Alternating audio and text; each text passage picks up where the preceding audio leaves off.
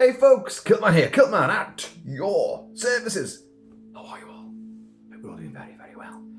Now, this is part 2 of favourite movie settings.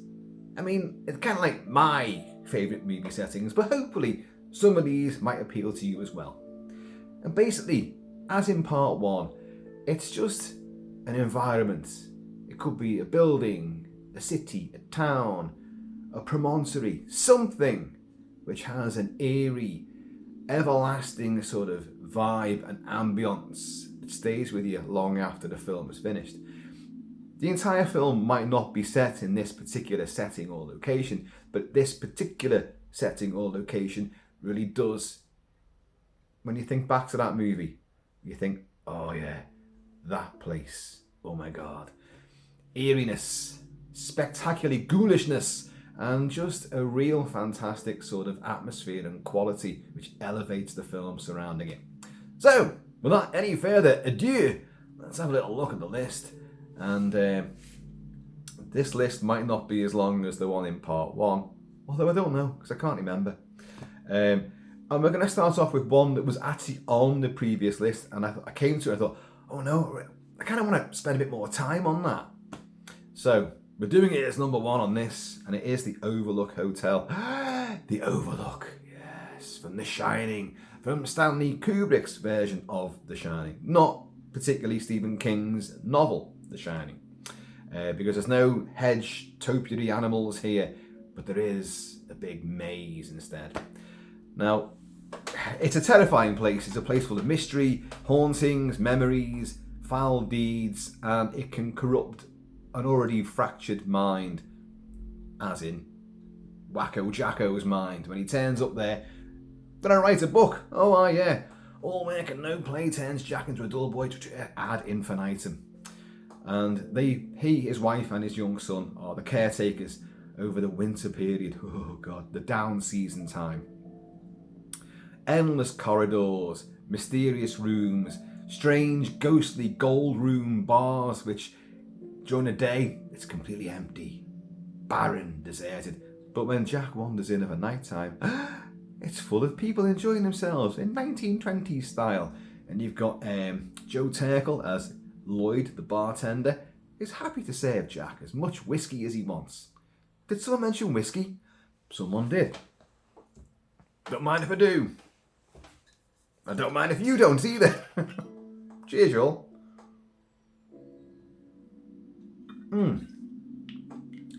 Kubrick's version is magnificent. It's a film I've always loved.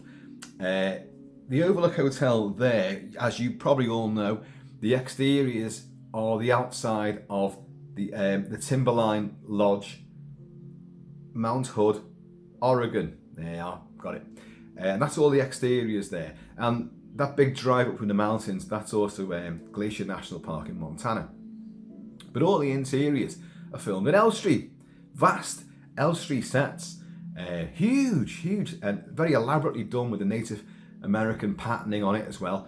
And modelled on a different hotel in, I've forgotten where, I think it's in California, might be. But all the interiors, the big sort of open, sort of the foyer, and all the ground, huge rooms, and big chambers and halls, that's all modelled on this other hotel. But the vast labyrinthine warren that is this hotel is fantastic. It's not gothic at all. There's no spider webs and deep dark shadows. It's always very well lit. It is. It's and that's part of the horror of The Shining. It happens in brightly lit rooms, and it just seems so modern yet isolated. A big blizzard comes in, and they're trapped there, aren't they? And poor old hubby, the caretaker, is going mad, like a certain previous caretaker, you know? But as that previous caretaker, Delbert Grady, does say to him in the infamous Red Room, which is the toilet's just off from the Gold Room, the big bar, Delbert appears there and does say to Jack, you know, no, you're the caretaker. You've always been the caretaker here, sir. And it's just terrifying. Two little girls who've been axed to bits, elevators that disgorge a tsunami of gore down the corridors. And you can endlessly trek up and down all these different vast halls and corridors, just going round and round and round and round, and be confronted by apparitions. There's a crazy guy in a dog suit doing unspeakable things in one room. There's gorgeous apparitions in another room, which then turn into hideous old crones, just when you've put the clinch on them as well. Of course, in the original hotel, in the original book, it's room 217, but the hotel said, look, hang on, you're basing it in our hotel, we can't have that, can you give it a different number? So they gave it room 237. You can see I've got the key to it there. Oh, Jack's minding it for me. I've got the key to that room right there.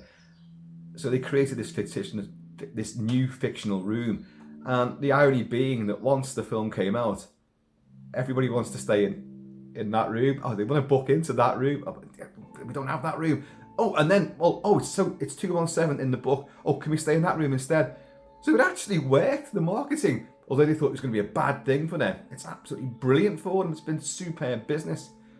Of course, the film also benefits from Garrett Brown's Steadicam. He invented the Steadicam. So you've got lots of prowling camera work.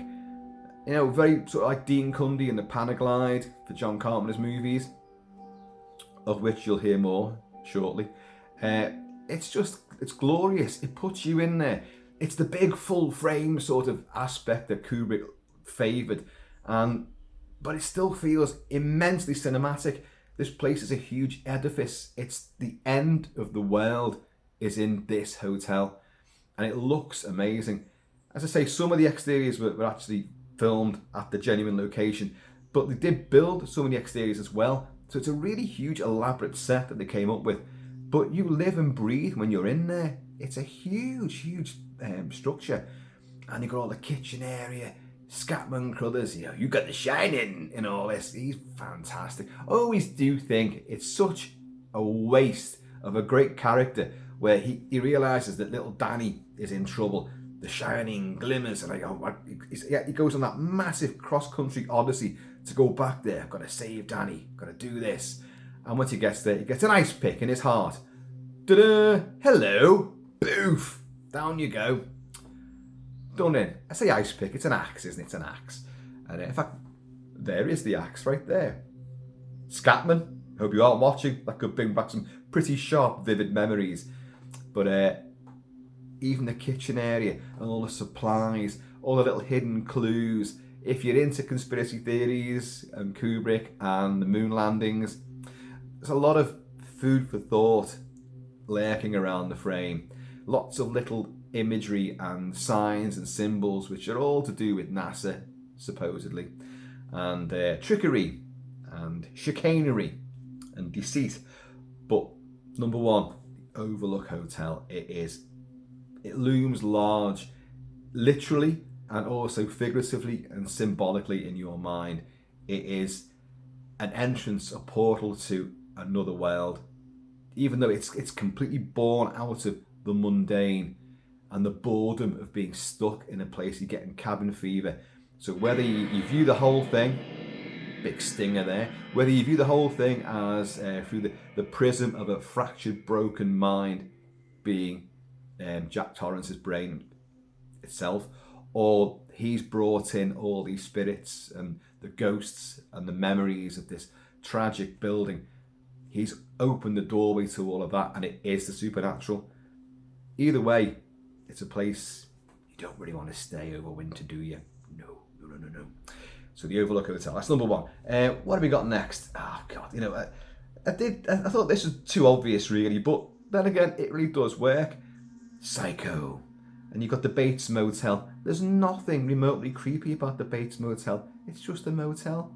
Having said that, I've been in some motels which have been horribly creepy.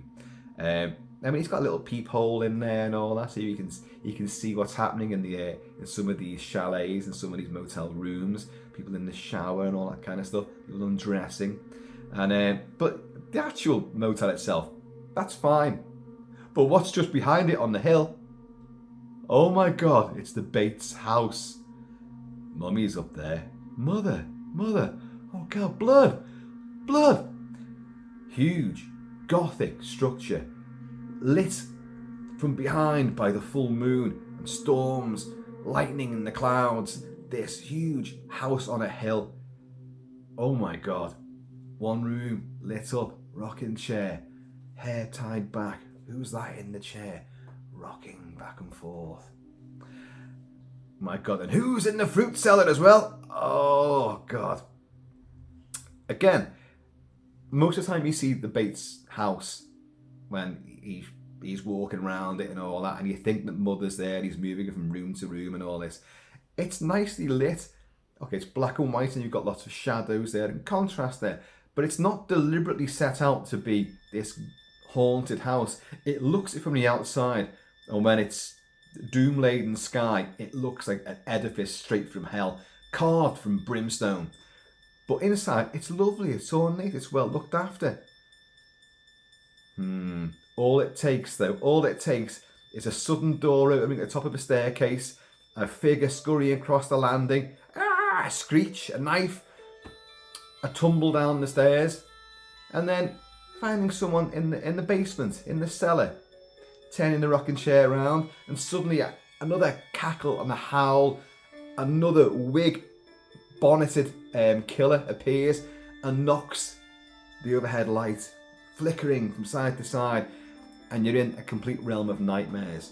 Oh yeah, the Bates house very definitely is the stuff of, wicked dreams.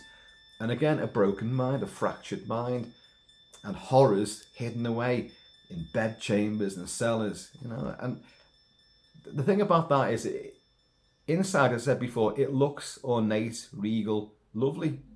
It doesn't look horrible at all. It looks like a very nice place to have, if you can afford it. You're on a hill, wow, overlooking. You've got a swamp over there, you've got a motel there. Actually, yeah, thinking about it, it's not in the most desirable of locations, is it? But it's a beautiful structure. It just happens to look kind of Gothic, and we all like Gothic, don't we? But it's what lurks within. And again, like the Overlook, it's memories, tragedy, pain, and it becomes the physical embodiment of a fractured, broken mental collapse. That is what it is. So clever that the first two there, I must have had a bit of a thing going about that there. So that's the Overlook Hotel and the Bates house. The motel, I don't know. I don't think so. The Noby cabin from The Evil Dead and The Evil Dead 2. Professor Noby, who's retreated off to the Tennessee woods, as you do, to, decipher the old runes and symbols and drawings in the Necronomicon, the Book of the Dead, And then, obviously, foolishly recite the incantations and commit them to a recording on an old reel-to-reel tape, deck, one of those old prehistoric things, and put it in the cellar. Got another cellar, and this one is a fruit cellar. And of course, the kids end up there, Ash and his buddies, and they foolishly play the tape recording, and there's the incantation, awakening the thing in the woods, and unleashing possession, demons, flesh ripping, murders, torture, assault. That's not someone playing one of them Johnny 7 machine guns. That's a magpie at the back there, having a wee old giggle. He's probably thinking to himself, Gothic Structures. You know nothing about Gothic Structures. Me and my family were roosting in one only recently. We get the cabin. Sam Raimi's glorious, demented Evil Dead. And even more glorious and even more demented Evil Dead 2. Off-kilter camera work. The camera will pivot round. In Evil Dead 2, like the film The Haunting, an adaptation of The Haunting of Hill House, you will have the timbers and the structure will elongate and stretch with optical effects. Doors will bulge in and pound with like mysterious banging on the other side. Supernatural elements encroaching aplenty. You can put your hand into a liquid mirror. Blood will fill all the crevices and the light bulbs and explode everywhere. Doors will splinter. Poor old Ash will be heaved aside, backhanded, into the flimsiest of bookcases and shelving systems, and then be stuck underneath them when they're quite clearly just made out of the flimsiest, tiniest, thinnest wood you can imagine. You can just shrug it off. But he's pinned down as demons are coming towards him in fire pokers and all sorts of things like. But it's a wonderful place. Of course, brought on in effect by the tour de force camera work, the whirligig photography, chasing after Ash, going through room after room, pursuing him, especially in Evil Dead 2. Many sight gags, of course. The thing in the woods, which you haven't seen until the end of Evil Dead 2, hurtles through the doors and comes after him, and he's right in front of it, and it's right behind him.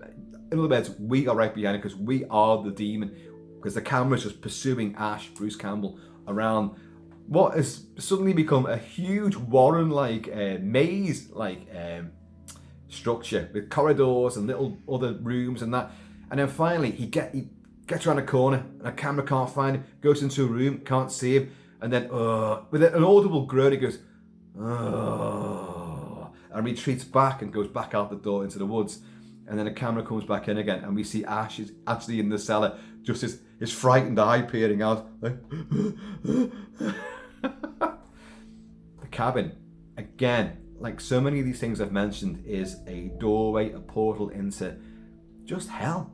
A hellish environment where anything can and does happen.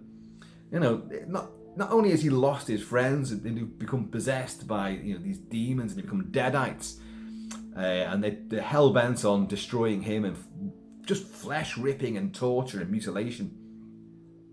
But even the building itself turns against him. In Evil Dead 2, when everything turns around and laughs at him, the chair's given way when he thinks he's all right. Sits down, the chair gives way, and the big deer's head on the wall just turns around and begins to start laughing at him. Then the light fixtures start laughing, books open and close, laughing at him, like the magpie, laughing. And in the end, in one of my favourite moments ever in cinema, is when Bruce Campbell, well, all this hilarity, this mischievous, hell-bent hilarity is taking place, he literally just turns around to the camera and just goes, because he's going mad himself. It's genius. His own mirror image will leap out of the mirror to get him. The cabin in the woods. There's always a thing about like the gingerbread house in the woods, the wicked witch living out there in the backwoods, in the countryside. It's all well and good, you're lost in the wilderness and you come across a cabin. By now, I think with all the films we've watched, you don't, the worst place you can go, no matter what's chasing you, that's nothing compared to what's going to happen to you. When you get inside that structure, you think, oh, this will be sanctuary. Ain't going to work. But yeah, that cabin is amazing. So much more to it than you think. Trees crashing through the windows. It seems to change shape all the time as well. Now we know that when they made the first Evil Dead, it took them 3 years to make it, and they kept going back and back. You can see the cast visibly aging as the movie goes on. The ones who aren't obviously wearing lots and lots of pus-filled, putty makeup.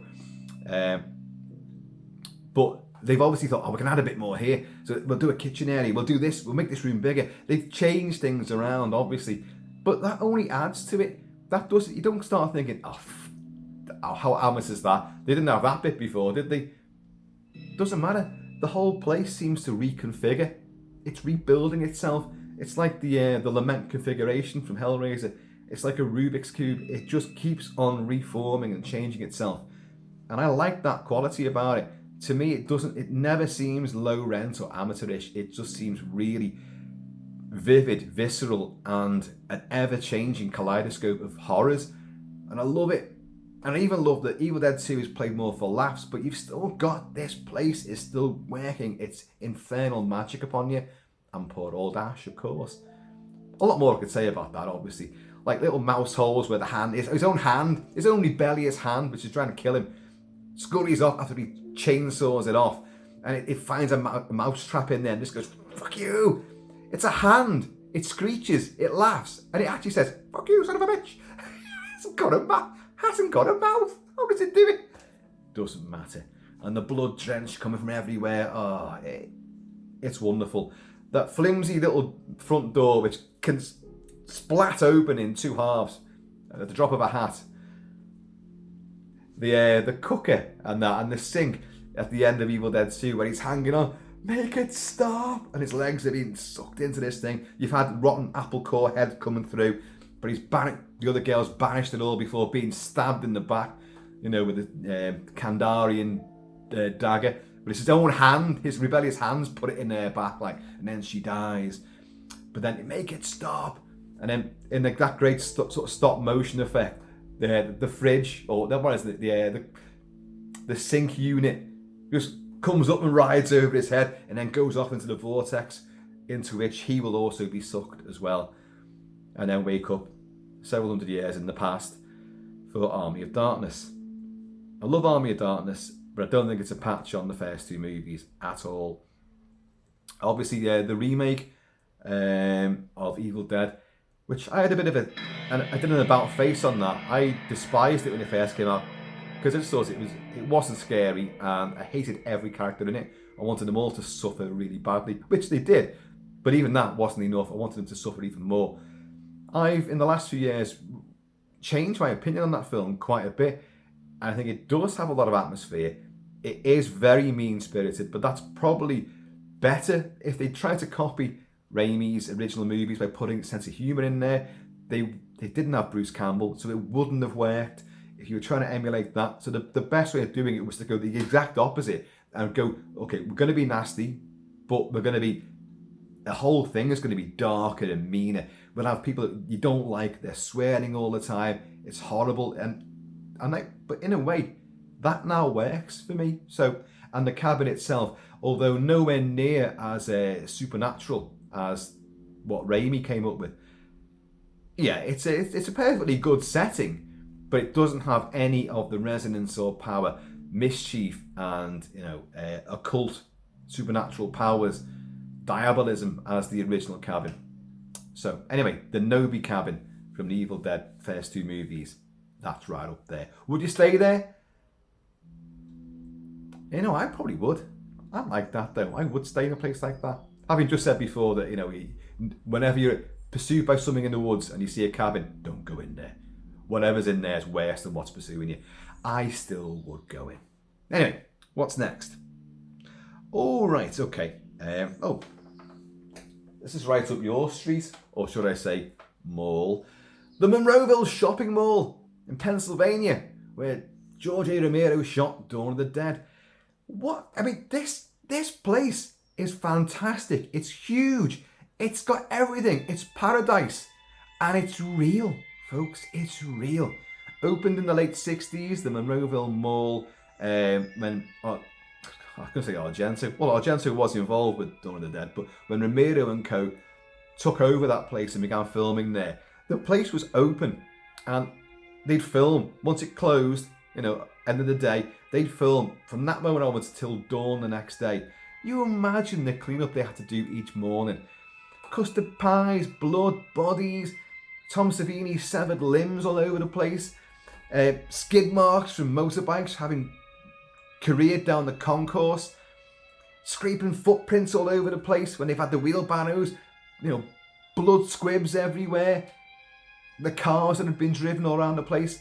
They used this shopping mall as a battlefield. That's what the craziest battle you've ever seen in cinema is the finale of Dawn of the Dead. You have bikers roaring down the concourse and the different lobbies and landings and different parts of it, hurling themselves into the shopping malls itself, the department stores, breaking open the doors, smashing TVs, pushing over displays, robbing stuff left, right and centre. You've got our heroes. Well, you've got Peter, big super SWAT guy Peter, Ken Faree, blasting with his hunting rifle, bikers off the backs of their bikes, and you've got hordes of the undead back in there again, having cleared the place out initially in another glorious, massive, huge set piece spectacle. The bikers have opened all the doors and the zombies have come back in again, and it's custard pies going. There's people swinging from the balconies. There's axes, knives, machetes, bloody everything is being used. Machine guns. It's carnage everywhere. The fountains are working. The zombies are up and down escalators. There's blood everywhere. It's an incredible, incredible sequence. And the Monroeville Mall is just one of those places to become a shrine for all fans of horror and especially zombies. Every year, do they not have a big sort of festival of the dead where everyone dresses up as zombies and parades around the Monroeville Mall?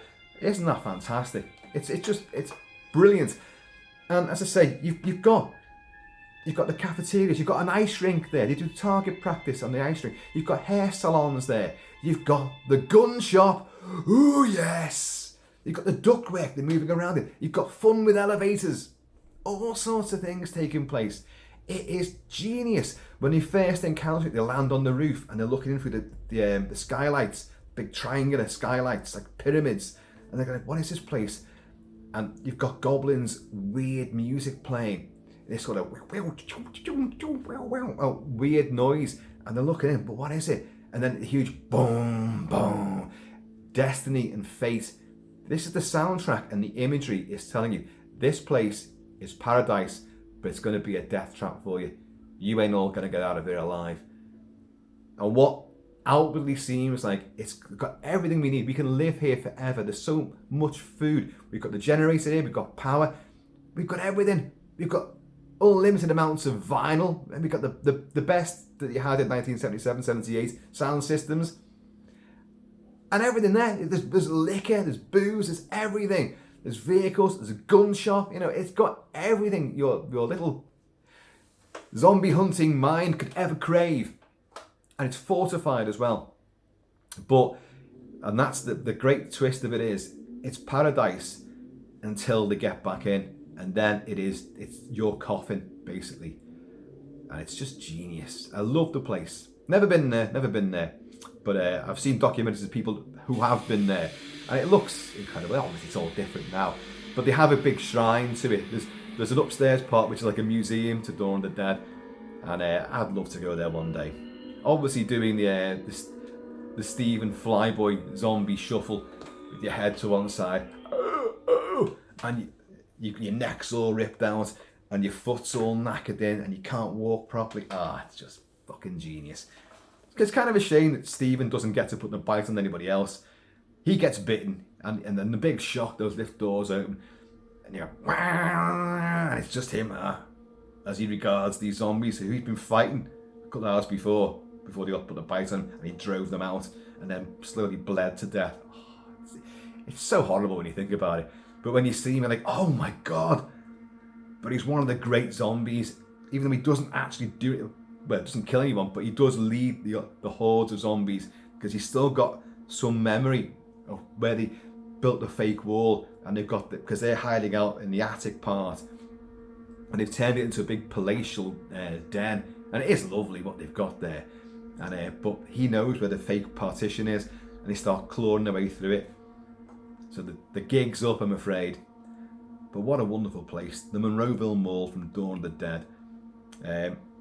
Yeah, I love it. And would I go there? Yeah.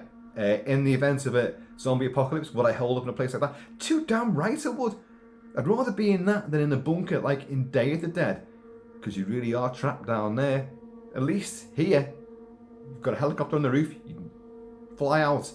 Or you can get out one of the back doors. You could go on the run. You could get out of there. But you're trapped in an underground silo. You genuinely are trapped. Get a bit dry there. But I've got a cure for that. Cheers, Joe. What have we got next? Oh, we're blasting off into space. Deep space. And another vortex. A black hole. Black hole. There you go. Now, what's the setting that I'm interested in here? It's the huge, here's that word again, Gothic superstructure that is the Cygnus. That spacecraft there, run by Dr. Hans Reinhardt, played by Maximilian Schell, who is now a power-crazed zealot who has an army of humanoids doing his bidding, who are all the crew of the original Cygnus, which was a deep space mission to find life elsewhere. But they end up poised on the brink of a black hole. Forget physics, none of this works, but None of us really know about black holes anyway, so, who's to say? They've got an anti-gravitational thing which is keeping them in, they can't get away, but it's holding them in orbit around this black hole. But he wants to go in there. He wants to send a probe into the black hole. And of course you've got the Palomino, which is another little ship which is out hunting for, well, it's doing the same sort of thing, another deep space probe mission. But they're trying to find that. And one of the crew, Yvette Mimeo from the Time Machine, her dad was on that. Anyway, the point of this, we don't need all the plot details, do we? That ship, when they find it and they go up, they approach it, it's in darkness. It's a huge superstructure, something like over a mile long, and it's got like an exoskeleton. It's steampunk. It's been designed in a steampunk fashion, very Victorian. Its shape and its design. These girders and this superstructure, almost like a skeletal outer shell. And then when it's in darkness, and then as they approach, the thing lights up. Oh my God. And it's cathedral-like, with all these different rooms and dormitories, and all these lit up windows, but with these spines and bones of this outer shell of girders. It's just, it's fantastic. And once they're in there, again, this is the 70s, and a lot of, until you got the likes of apart from the likes of Star Wars and Alien in the 70s, most spaceships and space stations and alien sort of outposts and bases were all kind of clean and gleaming and new and spangly. Obviously, Star Wars and Alien made them look lived in, kind of changed the aesthetic a bit. Well, this sits sort of in between, because the way it's been lit and filmed, yes, you've got lots of long corridors of just pretty much featureless walls and floors and little doorways, but there's something about it which is it's shadowy, it's jaded. Ernest Borgnine, as the reporter, he's the one that kind of discovers that if these are robot humanoid things, why were they having a funeral? The film is basically the Nautilus, 20,000 Leagues Under the Sea, just set in space, with a megalomaniac in charge of this fantastically huge vessel, and got a doomed crew and a doomed purpose. But the Cygnus itself is such a wonderful, wonderful setting. You've got a shooting gallery, because they've got robot sentries. We'll go into all that. You've got Vincent, voiced by Roddy McDowall, and you've got old Bob. These are like floating cutesy robots. Slim Pickens does the voice of that. And of course you've got Maximilian, who's the big gleaming scarlet robot with who get Anthony Hopkins from Psycho, plays Professor Durant, who gets spinning, wailing blades like a blender on Maximilian's arm. And in a great moment, and I do love this shot, when he finally realises he's been believing everything that Dr. Reinhardt says, when the rest of them saying, look, this is not right, what's happening here is not right. And when they discover, take the faceplate off one of these hooded, cowled, almost demonic minions that are working for him, there's a humanoid face, a human's face, which has been like sort of lobotomized and all that. And like they realise, and it's Yvette Mimeo, that it's true, that these are the crew. So he's been lying to us. He didn't send them back after all. And she tries to tell, Durant, and he's like, nah, I'm not having this. But then he begins to realise, and when he finally confronts them, and Maximilian just comes down like a spider out of the corner, and in the rafters, just comes down, and it's a huge big set as well, with multiple levels to it, of all these cow demon-like things working consoles and that, ranked above and above and above and above and above. It's just colossal. The scale is just off the wall. Love it. And all these little gantries and walkways and central pod stations with elevators and that. I think it's a fantastic design. Genuinely has atmosphere. But he comes down out the corner, and in a great moment, because what else would you do? He's got these whirly blades, and he's about 10 foot fucking tall, and he can fly, for God's sake. And he's got a glowing, demonic, almost the demon version of a Cylon light going through his eye visor. And he holds Anthony Perkins holds up a couple of books, you know, and this thing, and it's a great shot, just goes, and all the pages go, and as this thing erupts, and there's no gore, it's a Disney movie, but it's still dark. It's Disney's second darkest movie, their first darkest being Dragon Slayer, and then this. But they're both right up there. For a Disney film, they're whoa, you know? And the blades go through the book, and you just see Anthony Perkins just go, and then his body lands on all these sort of cables and wires, and it begins to fry as well. Oh, God. Brilliant. And then the film will end on a really bizarre sort of existential and ecclesiastical note. Yeah, they do go through the black hole, and the black hole seems to, well, if you were bad bastards, then you're going to hell. So in some, and I love that. I've been drinking whiskey, like Friar Tuck. And as I was saying, he says reaching for whiskey again. So in their descent through this vortex, a time hole, whatever you want to call it, wormhole in space, Maximilian and Reinhardt, played by a guy called Maximilian, will mesh in space and be cut, and suddenly you'll see Reinhardt inside the big gleaming red skeleton shell of Maximilian, and you just see his eyes in there, and you'll see this demonic landscape full of millions of broken souls all wandering. But our good guys will go through sort of almost like, well, I'm looking at the ring light behind the camera. They go through that. They go through multiple ring lights, this sort of ethereal, esoteric plane into, well, we don't know what. We presume paradise, perhaps. It's brilliant. But that vessel, the Cygnus, is truly astonishingly well designed.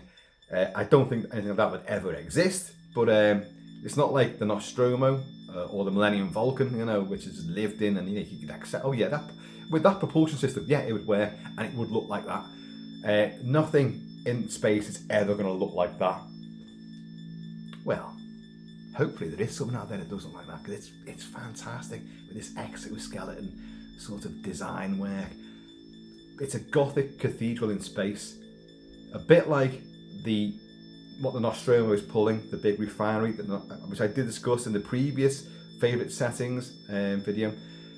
That big, huge Gothic cathedral or refinery, Nostromo's tugging back through deep space. If that was lit up, it would resemble that. Not in the shape, but in the style. So, there you go. The Cygnus from the black hole. And now we're coming back to Earth, and we're going back in time to what is a real life setting. Rorke's Drift from the film Zulu by Seinfeld. Now, I've talked about Zulu, and it's prequel follow-on from a couple of decades later, which would be Zulu Dawn. Zulu Dawn tells the story of the Battle of Isandlwana, where the Zulus defeated the British Army. I've discussed this a lot. I won't go into too much detail here. The next day, Zulu regiments who hadn't killed anyone at Isandlwana marched on the small mission station at Rorke's Drift. And that's the story of the film Zulu. And their great defence, heroic defence, and multiple VCs were awarded to that for repelling the Zulus. But Seinfeld's film, was it 1960? Michael Caine, Stanley Baker, is a phenomenal, heroic, action-packed movie on a huge scale, beautifully photographed, fabulously directed, brilliantly acted, and a great John Barry score as well. But why I love Rorke's Drift is, although, like Zulu Dawn, they went to South Africa and filmed it. When they filmed Zulu Dawn, they filmed it in a place which looked identical to where the actual Battle of Isandlwana took place. To the point where for many years, I believe that they filmed it there. Of course they didn't. It's a battlefield site. You know, it's a museum. It's a huge, big museum. I was going to say a living museum, but it's full of the dead, you know. So you couldn't film it there. Likewise, you couldn't film Rorke's Drift at the actual Rorke's Drift. But the location they picked, until you see genuine pictures of Rorke's Drift and how it looked at the time, It's not quite as accurate there, with the river crossing itself is not the same, but they filmed in hang on, I've got to remember this. I think it's, if I can read my own writing, the Drakensberg Mountains in the Royal Natal National Park. So it's in the right place, and but the mountains where they built their set for it, in actual fact, it's a couple of little hills. They're not mountains, but in the film, and it looks spectacular. It looks gorgeous as well, although it's clearly very, very hot and not the most fertile of ground. As is made a point of in the film, these are South Wales borderers, these are Welshmen there, and they're, all the woods all chewed up, termites have had it, it's just too dry, the ground's not fertile enough, and they say it's not a bit like Bala,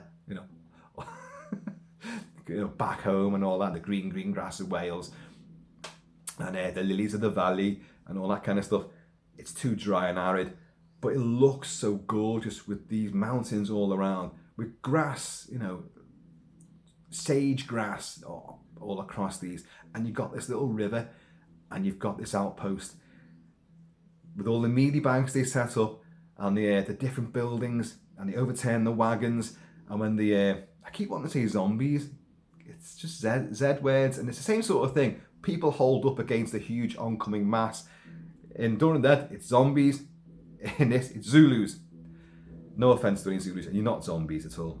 Magnificent warriors and a magnificent race of people. Their relentless charges against this small setting, which they genuinely built, and you've got all the actors there, and the the Martini Henry rifles are blazing away. You've got the thatched roofs are set on fire, so you've got combat on the roofs. You can film 360. You've got mountains there, mountains here, mountains there. So you've got attacks coming from every single side. Just move your cameras over there. And when the cameras do move around, and the camera work's fantastic, they move the cameras around, you can see battles on each perimeter taking place, or ranks standing ready to be called in to help another rank that's being overwhelmed. You can see the size and the scale. You have exact knowledge of the geometry and the geography of this location, of this setting, and that really works. In the context of a battle like that, we're not talking supernatural elements come in, we're not talking vortexes where physics just change and alter everything. This is a genuine place, and you really feel like you're there. You're there repelling attack after attack, assault after assault, and you're pulling back and back and back and making a tighter defence, a last redoubt. It's fantastic. The only bits that aren't filmed there are the bits inside the hospital, which are wonderful. Of course they are, with a private Hook. Hook, how'd you get Hooky? And Hooky, all he wants is the medicinal brandy, because he's a habitual malingerer and a barrack room lawyer. Cheers, folks. But a hero, nonetheless, when the chips are down. But all the scenes in the interior of the hospital, they're filmed on a set back in England. So when they're chipping with the bayonets, they're in different wards, obviously, and all the bunk beds and that. And once the Zulus are getting in, and they're clawing their way through the thatched roof and dropping in, and they're killing people in the beds, they're chipping away at the powder paste walls, because they're very flimsy walls. And they're going through, and in a great shot, like they pull one last guy through, and the guys on the side are like, oh, right, get him through. And then a Zulu comes through, and they go, hold him. Oh, and they put the bayonet in his back. Oh. And then they get out, and you see the exterior, and it's on fire at night. And they're coming down the steps from the higher up level. And Hooky's found the brandy. Hooky, that's a flogging offence. He breaks the bottleneck out. Medicinal brandy. And off he goes. He gets a VC as well. Great character. And but see, those bits are filmed on sets, but the rest of it, it's a genuine location, and it really puts you there. That's magnificent. We all love Zulu. And I bet you, when's the last time you saw a Zulu? Many of us from the same sort of age would have gone, oh, sick of Zulu. Every bank holiday, every Christmas, every Easter, every time, there's an event, a season event, they put Zulu on. Zulu and The Great Escape would always be on. Now, that's becoming like a, what's that thing where where people remember something, the summing effect. Oh, what's his name? Oh, see, I've forgotten it now already. Not the Mandingo effect. Don't laugh. Oh God, I've forgotten what it is. Anyway, but people are going like, oh, I don't think I've ever seen these films. And you go, you what? You what? They were on all the time. I haven't seen Zulu for a lot. I've seen Zulu Dawn a lot more than I've seen Zulu, because for some reason I seem to prefer Zulu Dawn, and it's a last stand. I just think it's a better, more genuinely exciting, and ultimately tragic, yet unbelievably heroic battle sequence, which is huge, and the scale of that's even bigger than this, with a gazillion more extras. The two films work perfectly well together, even though one is filmed almost 20 years after the first one. So Zulu Dawn, although it's set the day before the events of Zulu, is filmed almost 20 years later than the film Zulu. But you watch them back to back. Apart from the fact that the tunics and the helmets, which in Zulu are the first, are gleaming white helmets and immaculately sparkling red tunics. They went like that. They were dusty as fuck, and they pissed on the helmets as well to try and take the bright colour out of them, because you're trying to blend in. This was the last battle that, the last war we fought in South Africa, before we realised that camouflage would be a good idea. We then fought the Boer War, and we were still wearing fucking red tunics, and the Boers, who were wearing all khaki, just went like, red tunic, oh, big silly white helmet, big white tit on his head, bang. Nice big red hole between your eyes as well. You're just a target. Then you realise, oh shit, we're going to have to change what we're wearing here, because it's kind of obvious. But Rorke's Drift in Zulu, fabulous setting. Now, I mentioned Yvette Mimieux before in The Black Hole. Another Yvette Mimieux film is The Time Machine with Rod Taylor. Rod Taylor being the time traveller. Literally, he's H.G. Wells who wrote The Time Machine. But what I love, the setting I love about this movie, George Powell's Glories, again, 1960, same as Zulu. I have got Zulu right. That was 1960, wasn't it? I'm sure it was. And these come at the same time. Now, what I love about George Powell's really lavish, opulently colourful, bright and fantastical and charming interpretation of The Time Machine is Rod Taylor as H.G. Wells. It's his house. It's his Victorian house in London with his lovely immaculate gardens, his sundial, his hedges, looking across the street where you've got the dressmaker's shop, his lovely parlour room. He's got his cook, his landlady, whatever she's called, Mrs. Doyle. Isn't she and Father Ted?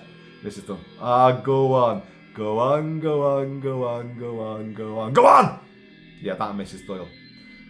But she's Scottish in this, if I remember rightly, as well.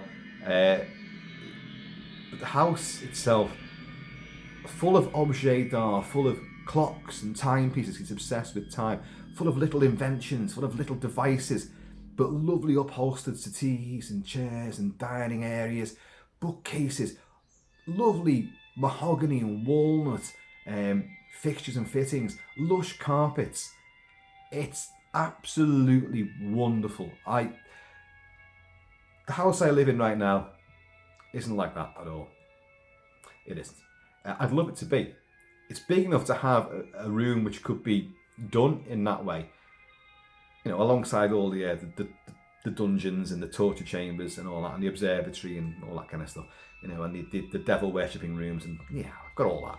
But I always refer to this place as a mansion. It's not. It really isn't a mansion. Some people do say to me, actually, what, you live in a mansion, don't you? Like, no.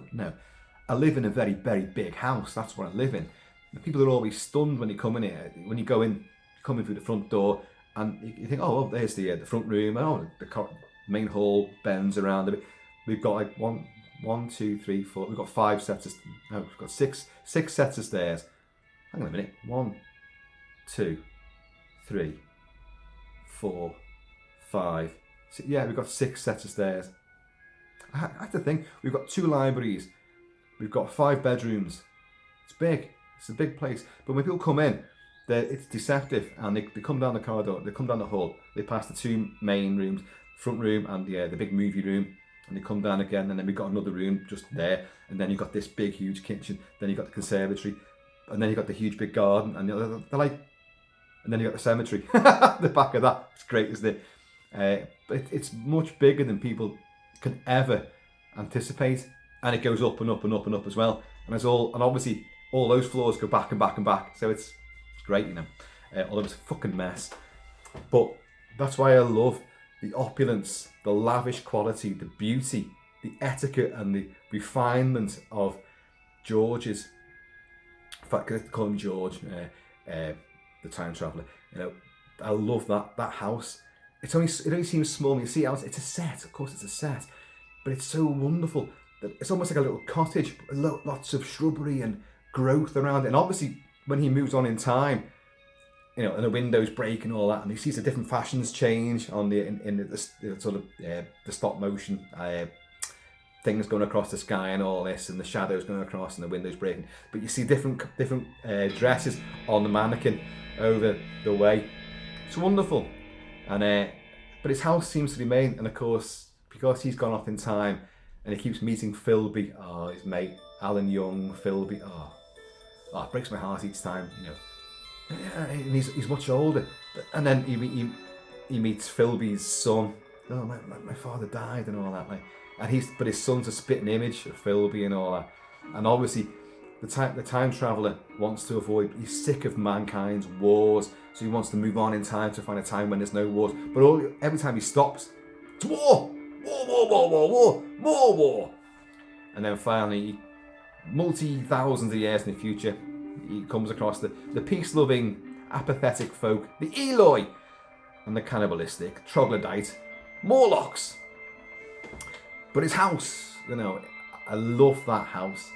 And he'll arrive sometimes, he's all ripped up and he's survived.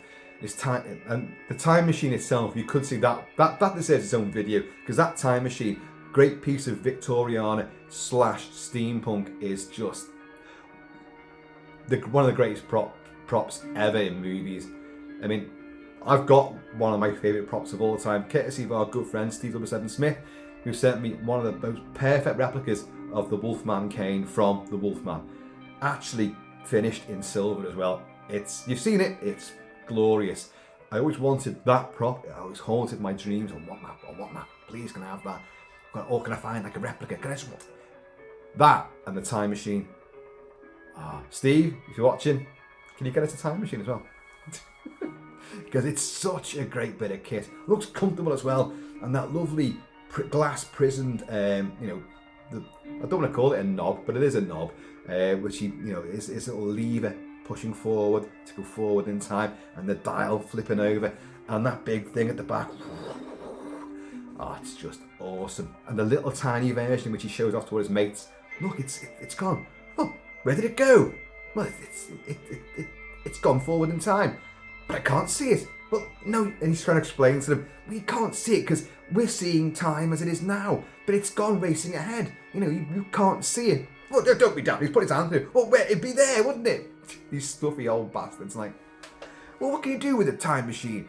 Well, I suppose you could use it for, timing on the guns. The Navy need that, So even though he's advocating, I'm sick of war, I want a world of peace, his busy mates are actually, well, I'm naval adjutants and blah, blah, blah, blah, blah, blah. We need this for the artillery, God. But that house, whenever I watch a time machine, I love those early sequences. And your eyes just take in all the set decor that they've created. That production design is just so, so glorious, so grand. It's beautiful. I love it, love it, love it. So that's just someone's house. Okay, here's a town. Now, we're venturing towards the land of John Carpenter now. I've already mentioned him, I think I mentioned him with the Outpost 31 from The Thing.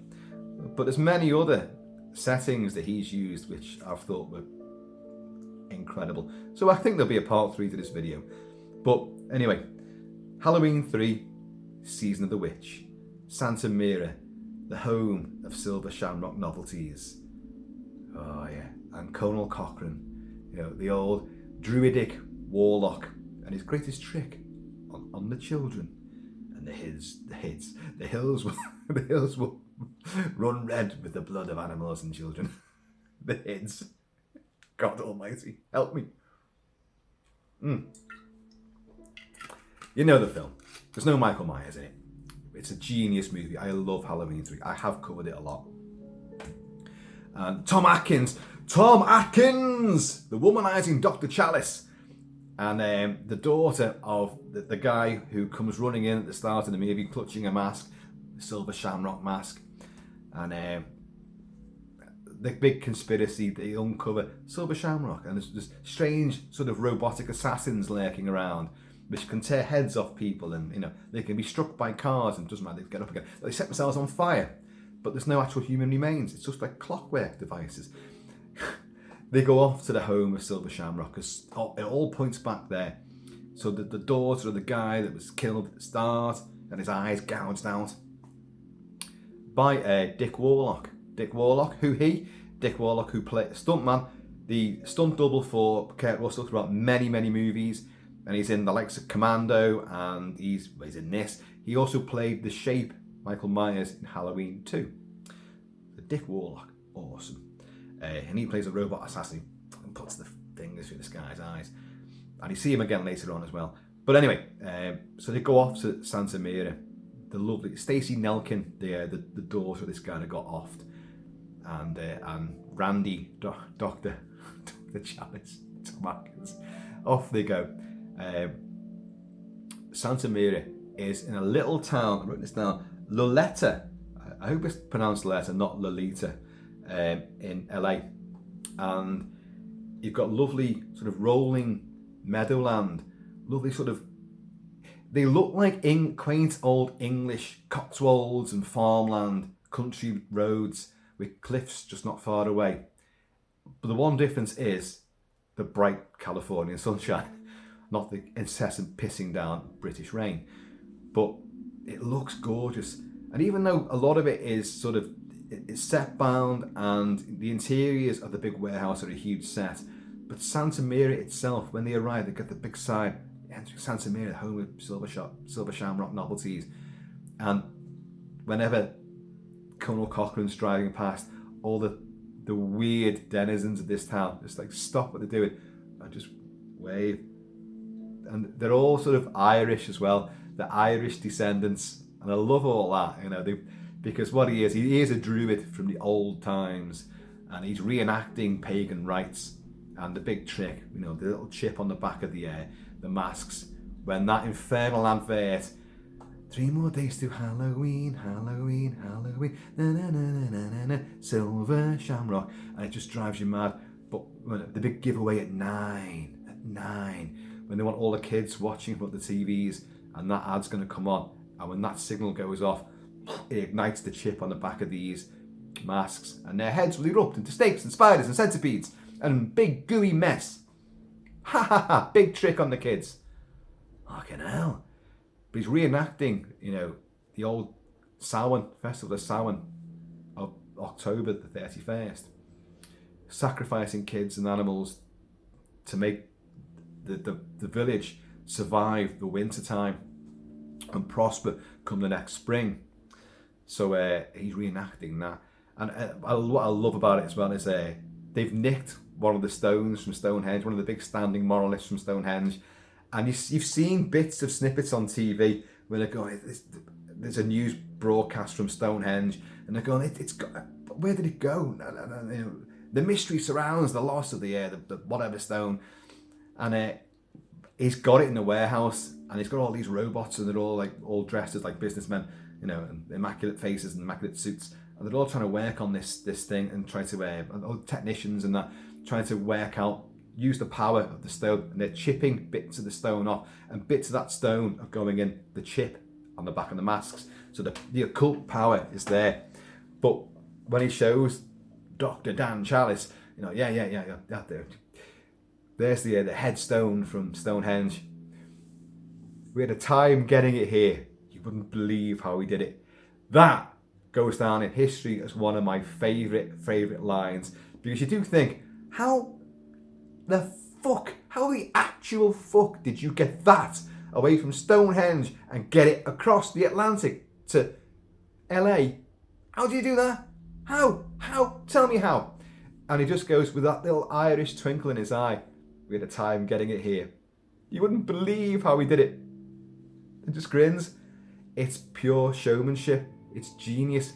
You now you now believe that he did do it. But you're like, how did you do it?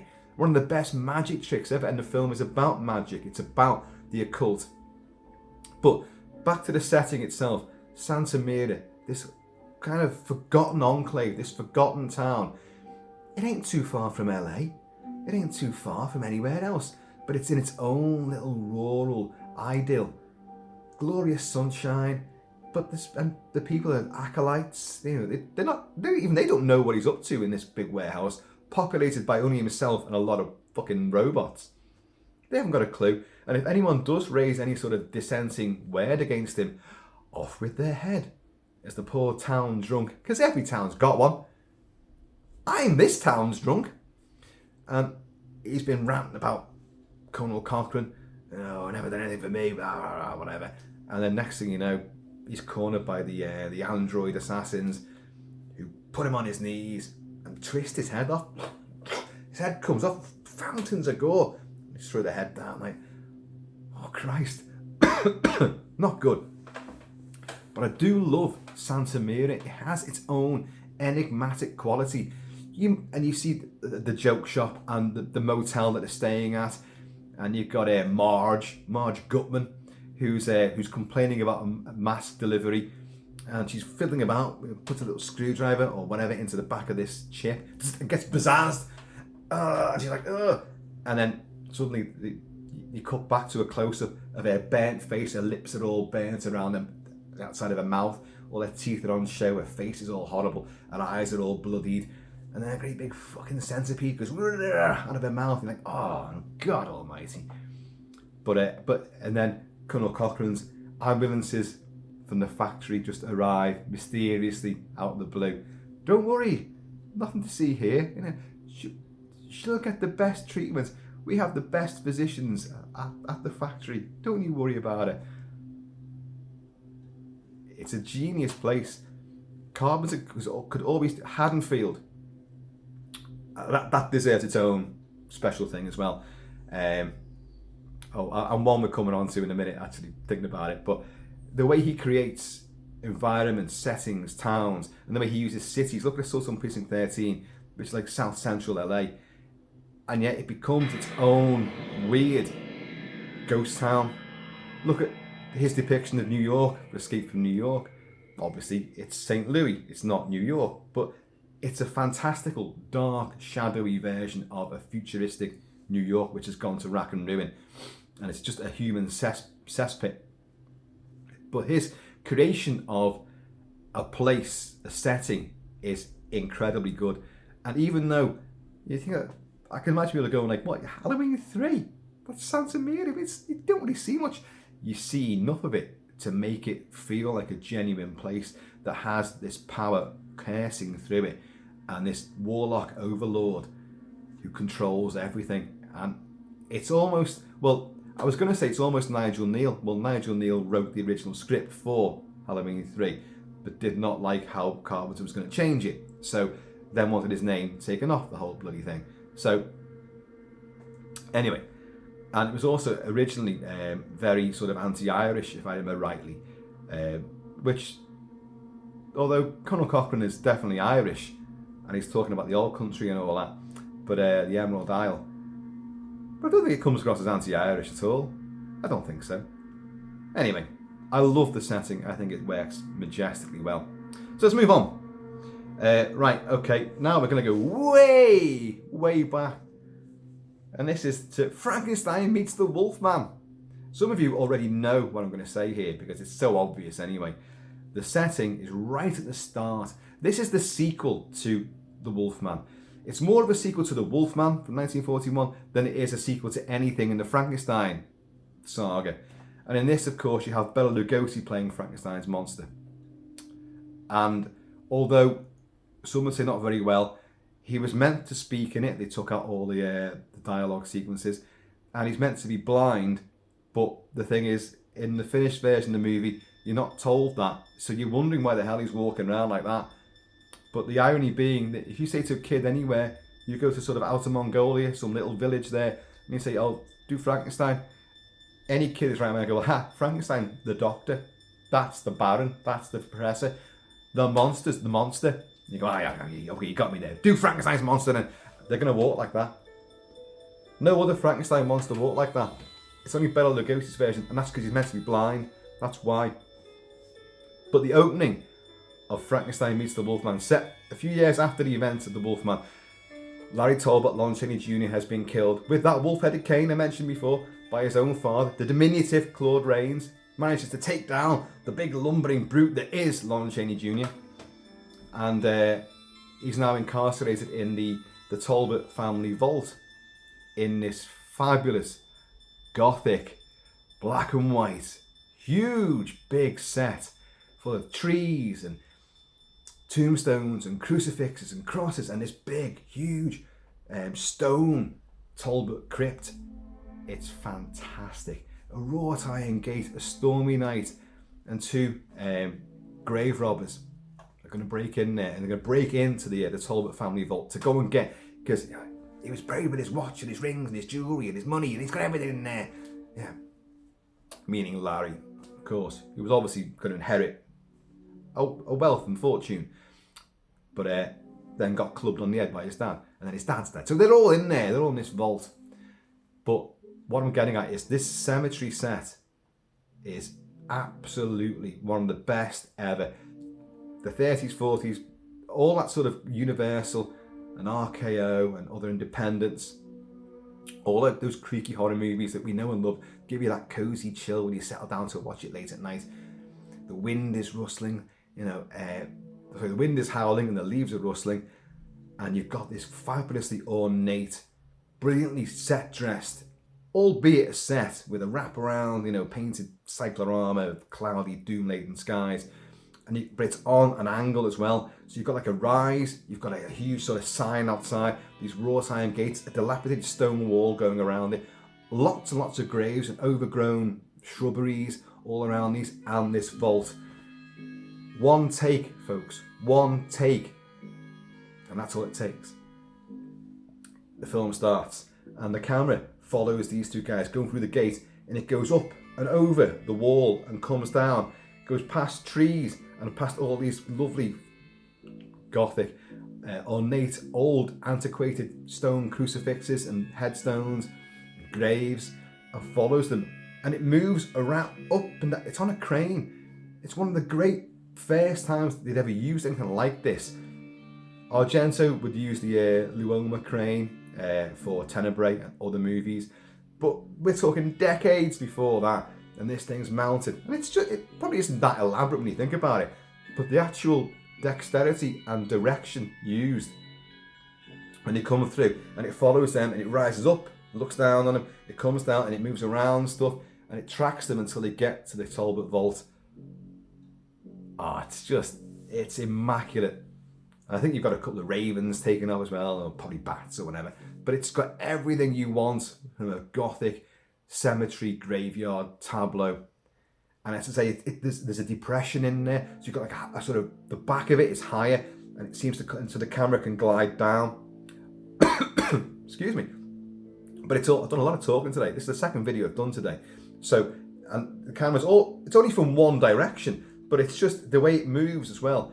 It just puts you in there. There's not that many films from that period that could do that sort of thing with such incredible finesse, because it's gorgeous and it's so smooth, and it really puts you in that environment. And the vault itself is great, because of course once they get it, they have to climb their way in there to get in, and it's got the great big stone slab on the top, and they've got the lanterns, and Lawrence Talbot. Yes, this is it. This is him. One of those guys is actually the gravedigger, ironically enough, from the Wolfman. And Lon put the bite on him. The only victim he actually kills in the first movie. He only kills one person. He says, ignore that, one person. The gravedigger. And he plays a grave robber in this movie. So of course they open it up but of all the nights to pick, they pick a night of the full moon, and there just happens to be, in another window in this vault where the moon can shine through. And there's Lon covered in wolfbane. Wolfbane. They're covered in wolfbane. You know, and Lon hasn't aged a day. You know, well, Larry hasn't aged a day. He's in his suit and all that, his finery. And of course, they can find the rings and his watch and all that. Like, and suddenly the moon shines on him. And although we don't see it, we just see one of them going like, "Help me, help me!"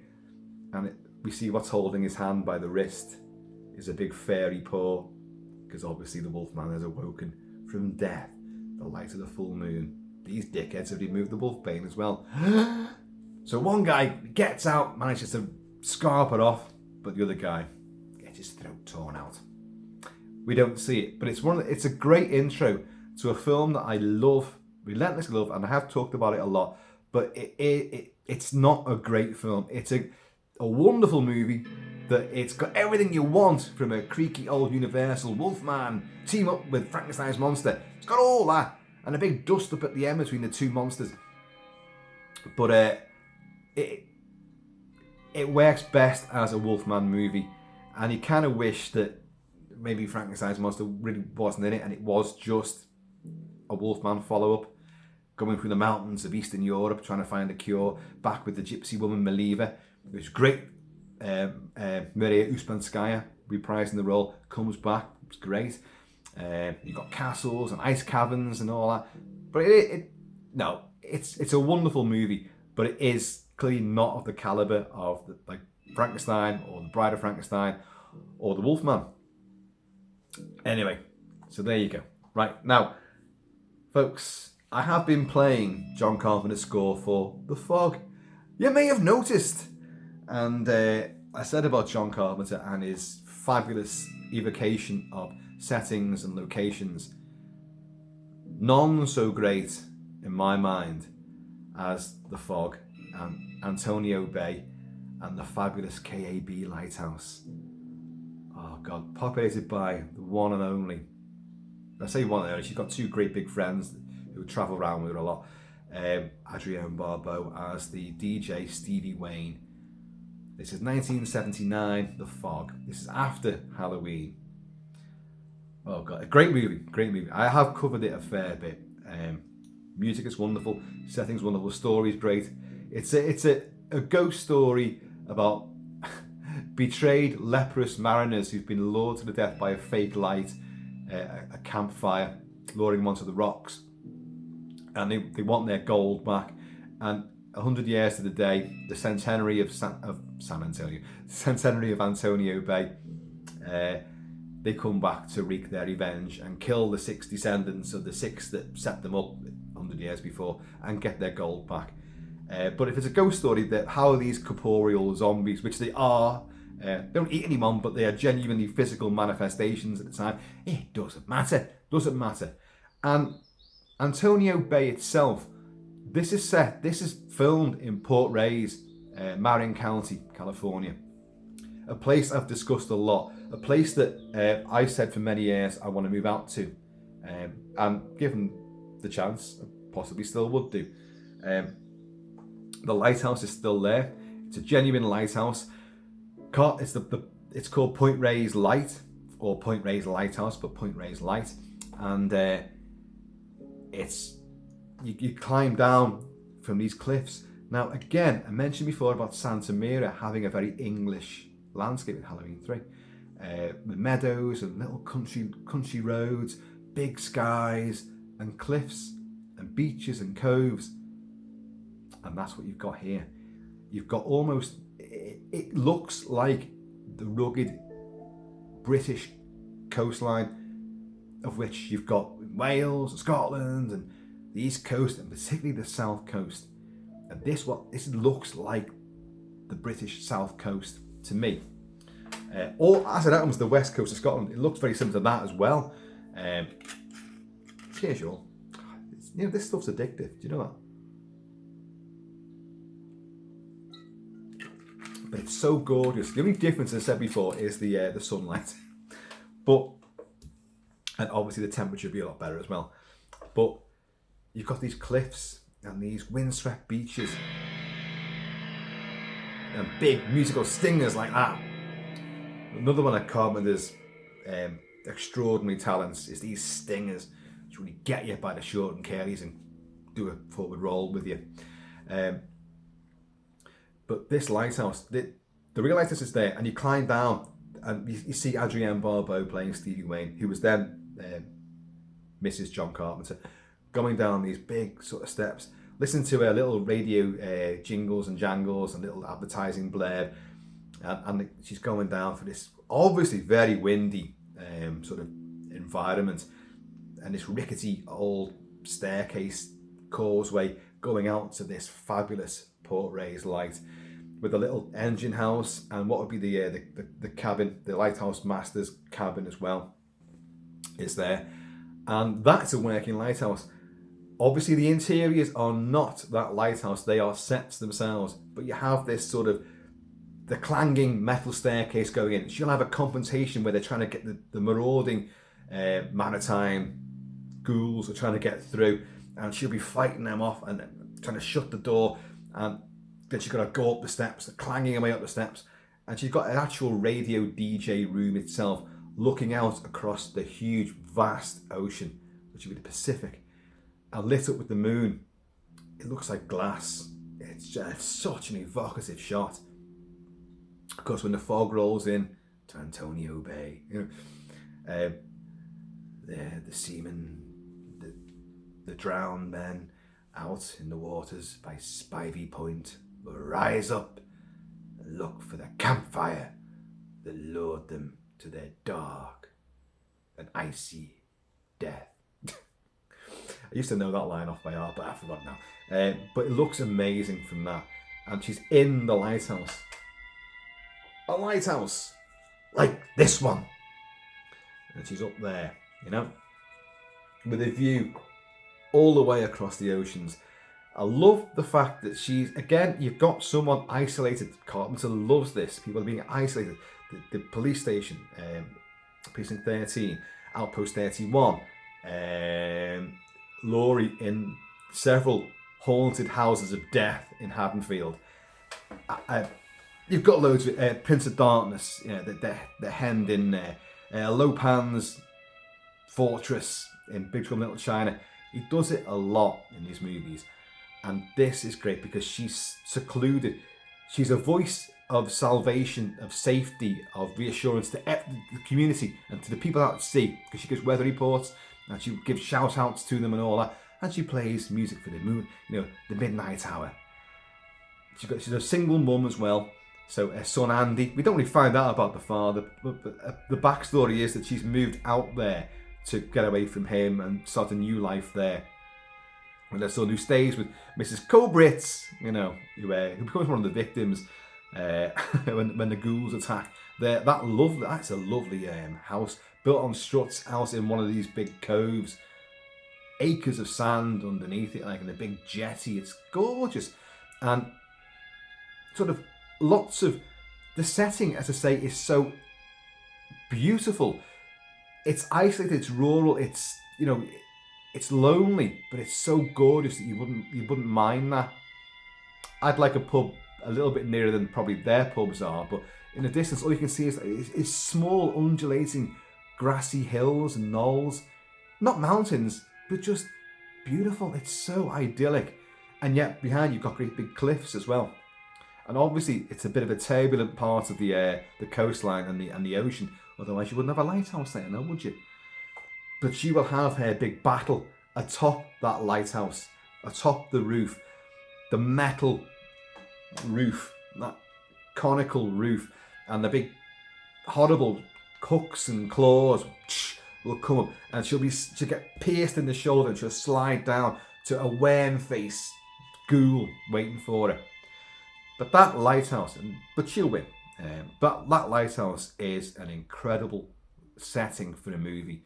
Lighthouses in movies. What have you got? Day of the Triffids. You've got Doctor Who Horror of Fang Rock. You've got The Lighthouse. Willem Dafoe, Robert Pattinson. You've got... There is more. I've covered this before, actually. I'm sure there's a load more, which I've forgotten about now. But I think I loved this setting when I was a kid, when I first saw The Fog at the cinema, and I've loved it ever since. To the point where when I met Mrs. Kilt-Man herself is a huge lover of lighthouses. And I've said before, and I'll say it again, that I think it's because of the big phallic nature of lighthouses. See that lighthouse there? Right. I took that out of our bathroom.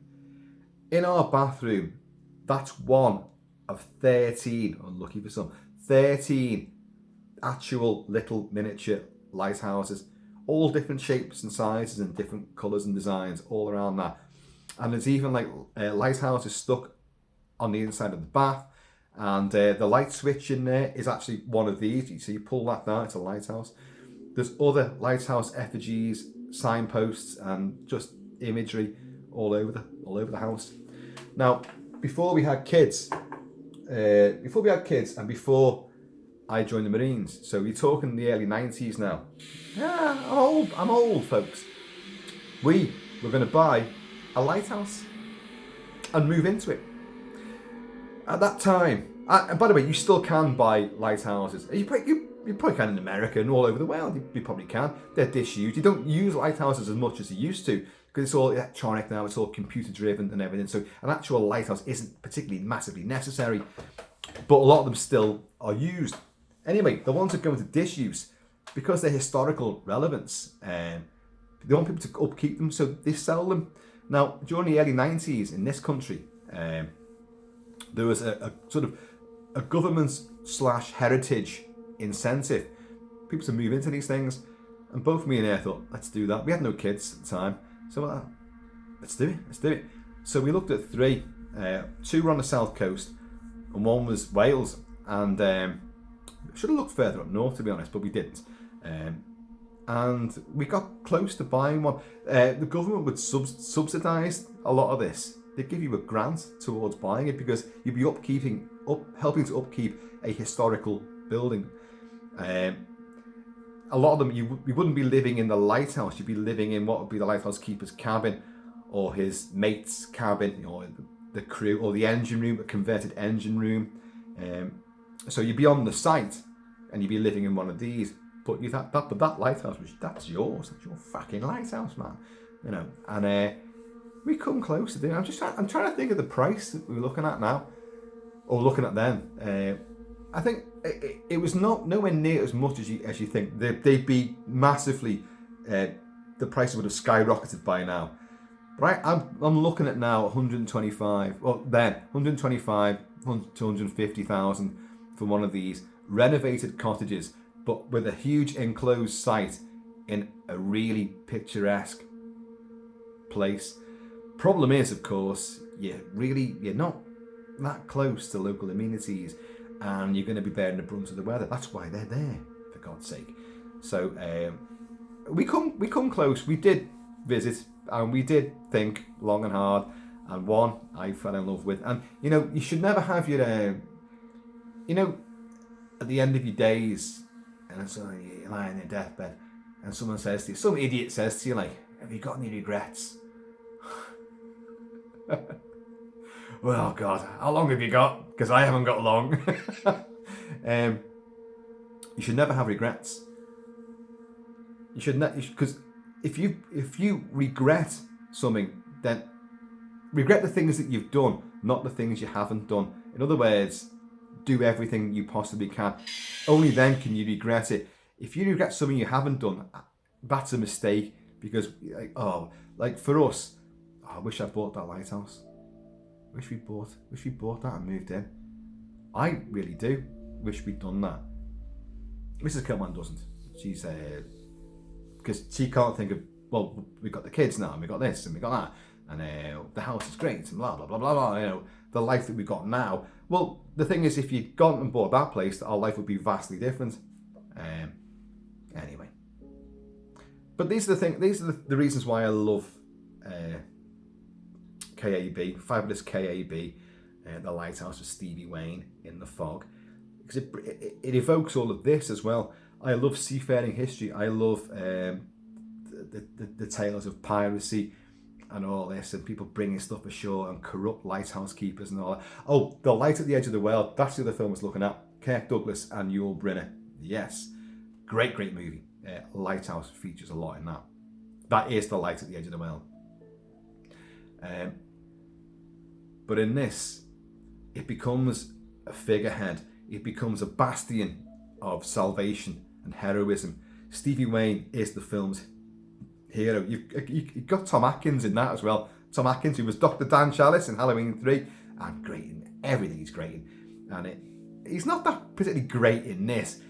And you got Jamie Lee Curtis, and you got Janet Leigh, mother, and Janet Leigh was with the Marion Crane in Psycho, and all that. So all these have been tying in. Strange how that happens, isn't it? But and Hal Holbrook as Father Malone, who uncovers what happened, what his descendants did, his ancestors did. He uncovers all that, and he's beheaded in the final shock sequence, which is a bit naff, and a lot of it's stupid. In The Fog, I hate the fact that we know there's only going to be 6 victims, and 3 of them are killed pretty much straight away. So the rest of the film, there's only going to be 3 more victims. And then Mrs. Cobris gets killed. Dan the weatherman gets killed. Charles Cyphers, the great Charles Cyphers. That's what I was going to say. Another element of The Fog, which I truly love, is that poor old Stevie Wayne, she's just a voice on the airwaves. Ahoy, mateys. She's seductive and beautiful. She genuinely, I've always adored Adrienne Barbeau. But she's the voice on the airwaves. And although she's the reassurance and the heroic voice, that we look to her, because she tells them when the fog's coming into town, right, it's coming down so-and-so street, turn left, turn right now, can you get to this house, can you do that? And she's helping people to get away from the fog, and she's warning everybody. So she is the voice of the saviour that's out there. But she's alone, and when her son is trapped, she's trying to get someone to help him, and she doesn't even know if he's got away with it, doesn't know if he's survived. It's obviously Tom Atkins as Nick, and Jamie Lee Curtis as the hitchhiker, whose name I've forgotten. They go and manage to rescue him, and they all wind up at Father Malone's great church, and all the ghostly hands coming through, and the big confrontation. Rob Bottin playing him, Blake, Captain Blake, who comes for his gold, with his leprous hands and his big cutlass, whoosh, like that. So she doesn't know. The only other person she speaks to, other than Andy, her son, is, of course, Dan the weatherman, Charles Cyphers. And he, again, is a lonely guy in the weather station. She's in the lighthouse, he's in the weather station. And they're just voices. He phones her up, and they talk, and he's chatting her up. He's trying to be, he's flirting like crazy. And she's tolerating him. But you think, there's a bond there. And when there's a knock at the door, like you just heard there, the track is knock at the door. And he goes there, and he walks out into that weird luminescent fog, and he's like there, and he's like, it's just some kids playing a prank. No, I'll give them a fright. I bet they're expecting no one's home. If kids are banging on the door, why would they do it if they think no one's there? Dan, think about your plan, man. Get back to the weather reporting, Dan. And so he opens the door, and she can hear it, and then she hears, Dan. Her only other course of an ally is another voice, another disembodied voice, and now that's gone. And all she is to anybody is a disembodied voice. I think she's one of the greatest characters. It's not a huge character, but she looms large, like the lighthouse and its light and her warnings. She looms large over the whole proceedings of The Fog. And I love her as one of the great heroines of genre cinema. She's amazing, and she does fight back. And she gives it some. She rips that worm face's cheek right off, exposing all the gooey, horrible green worm encrusted innards. But that lighthouse, it's come the end of the world. You want a shopping mall. You want, what else have we got here? Don't go to the Overlook Hotel. don't go to Bates House. Don't go to Nobi Cabin. It's, well, tough shit, unless you're on the Cygnus, and even then you're going into the black hole. Rorke's Drift, okay, you know, as long as you've got a lot of other stout-hearted, red-tunicked British badasses with a lot of ammunition, you know, otherwise you're fucked. George's house in the time machine, that's a nice place to be. And it does stand the test of time quite a lot. It does last quite a few centuries. Santa Mira, well, it's just down the road. It's just down the road from where you are, Point Reyes.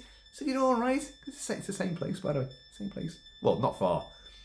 The graveyard from Frankenstein meets the Wolfman. That's great. But, you know, it's going to be a bit chilly. You know, unless you're going to get inside the Talbot crypt, you're going to be, you know, stuck with the elements and the crows and the ravens and grave robbers and all that. So don't do it. And prowling werewolves as well. But the KAB Lighthouse, come the apocalypse, that's a pretty good place to be. You're high up, you've got a commanding sort of presence, and if the worst comes to the worst, you've got one hell of a view to look out to as well. And that thing, I've always lived by the sea. I live by the sea now. And we have numerous lighthouses. I'm just thinking now, down the road, we have Liso Lighthouse. We have the New Brighton Lighthouse. We have, there's a lighthouse on a hill further inland, on Bitston Hill. I'm pointing the wrong way. It's that way. It's that way. On Bitston Hill, you have an observatory, a weather station, and a lighthouse. You could reenact the fog, couldn't you? But it's set further back. I don't think any of these things are actually in use now. But there's other lighthouses just a bit fit, like Hoylake and West Kirby. You've got other lighthouses, and then you've got North Wales, and tons of them there. So there's a lot of lighthouses here. But that's what Britain is. The British Isles is just non-stop coastline. Little tiny island, but fucking thousands of miles of coves and, you know, tributaries and bays and rugged coastline. So lighthouses are very necessary. Lots of very busy shipping lanes as well. The Irish Sea, the North Sea, English Channel, you know, refugees and whatnot. But it's very, very busy waters. So lighthouse is very important. And if you get the chance to buy one, do it. If you can, if your circumstances allow it. I think they're not better. That's what I'm saying. If I had the chance now, I haven't got the chance though. That's the thing. I haven't got the chance. But I would love a lighthouse, or a castle, or a ranch in Montana. Oh God, I don't know how I'm going to do this. The upkeep on all these places is going to be phenomenal. But yeah, a ranch in Montana. Yeah, a Bigfoot research outpost in Saskatchewan. A lighthouse, northern or southern California, don't mind. Or even west coast of Scotland, don't mind. A castle in England or Scotland, I'd be quite happy with. And a lovely brownstone in New York. And a penthouse suite in Paris. Not asking much, am I? Not asking much, but drinking too much.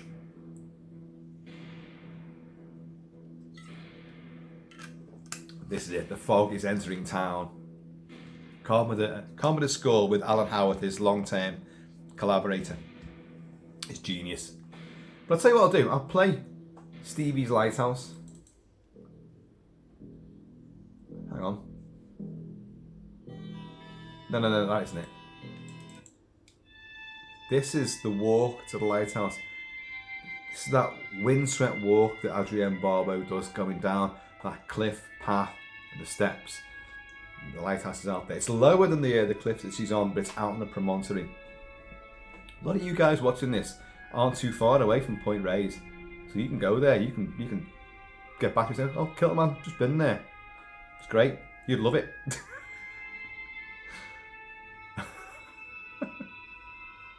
Listen to this though. In all the scores and music that John Carpenter's done, this Glacial Ethereal Beauty is one of my favourite little tracks.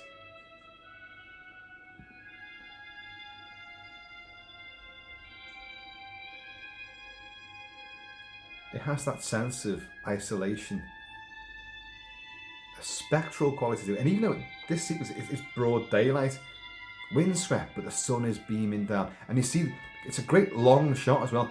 See, in the fog and in Halloween 3, you see the shadow of clouds passing over the landscape, and you get it here in this sequence. But the best thing about this sequence is that you've got Adrienne Barbeau as well. I make no bones about it. If Adrienne Barbeau, even now, phoned me up and said, "Ahoy, Kilty, I'm lonely." Go. She's turning into a werewolf. Her voice went very deep then.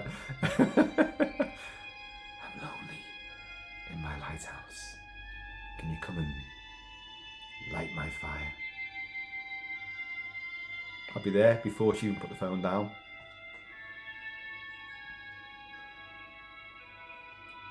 Isn't that beautiful? It's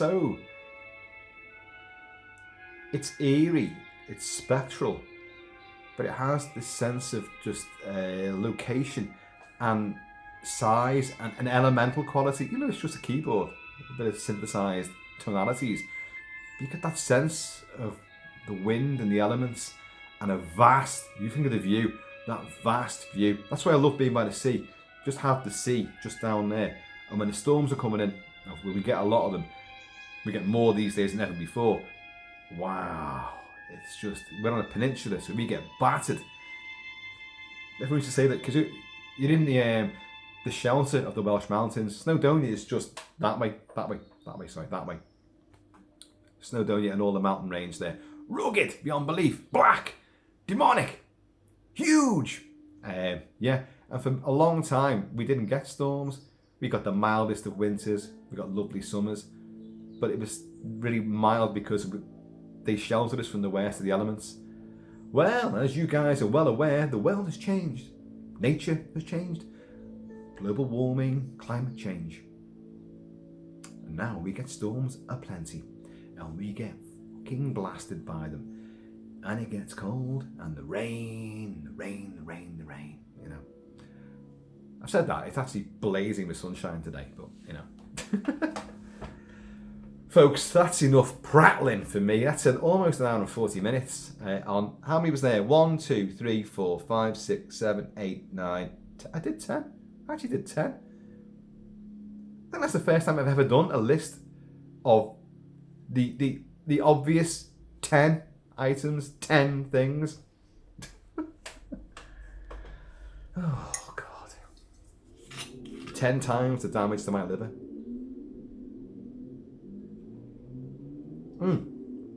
And in that lighthouse as well, because Andy, her son, finds on the beach what he thinks is a gold coin glinting in a little rocky sort of outcrop into the tide, into the surf. He goes up there, and the coin he sees turns into a piece of driftwood, and it's a piece of driftwood with the name Dane on it, from the Elizabeth Dane. That's the ship that our ghostly mariners were sunk, died upon. Went to the bottom of the sea, out by the waters off Spidey Point, and he gives it to his mum, and she takes it with her, and she's listening to all these jingles and jangles, these little bits for the radio, and suddenly it begins to get wet. Water starts pumping through it, and because it's all like she's got all the tape decks and things plugged in, it all fizzes up, but she hears this ghostly voice of what is clearly meant to be Captain Blake condemning, and it's a kind of bizarre oldie worldy voice, but it's demonic, and it's a great sequence, genuinely creepy. The film has so many creepy elements to it, although it can't make up its mind whether it's ghosts or it's actual maritime zombies. It's a bit of both. And really, you got a problem with that? Because I haven't got a problem with it. I think it's great. So, anyway, folks, there you go. That's part 2. I have a feeling there'll be a part 3. I do. And as I said before, you know, comment below and let me know what your favourite horror settings are. You know, don't be saying, "Oh, London. I love London." No, it's got to be something in a movie, and why you think that really worked so well. I've covered quite a lot already, and a lot of obvious ones, but a few that you may not have thought of. But they all mean something to me anyway. And so, folks, anyway, if you haven't already, please subscribe if you're still here after all this. Please subscribe, hit that like button, leave a comment below, and tell your friends, get them on board, get the Celtic clan growing. Why not? What I have noticed, and I will say this again on another video because I think it's a great little thing that I've noticed now. I know a lot of people that leave comments. I know them. Well, I don't know them physically, but I've known them. They've left comments for years, and they found me on social media, and we've become friends, and we message and we talk, and been great stuff. There's quite a few of you. You guys all know who you are, and girls. And but what I've noticed as well is that lately people have been talking to each other in the comments and having little conversations behind my back. I think it's good. That's wonderful that it spreads. If you guys can make friends and get to know each other, it's a network, isn't it? Oh, I'm not making anything out of this. It's just people coming together, and the more people that come together, the greater the unity is, and the stronger we are. It's only a good thing. It's only a good thing. So yeah, you guys talk amongst yourselves, but don't forget me. No, I think it's wonderful. So, and I will mention that again because I think it's worth addressing again properly. So, folks, anyway, I have been over Shabby Kilt-Man. Please keep it Kilted, keep it Celtic. I have been talking about favourite movie settings. There are many more. So, I'm going to see you all.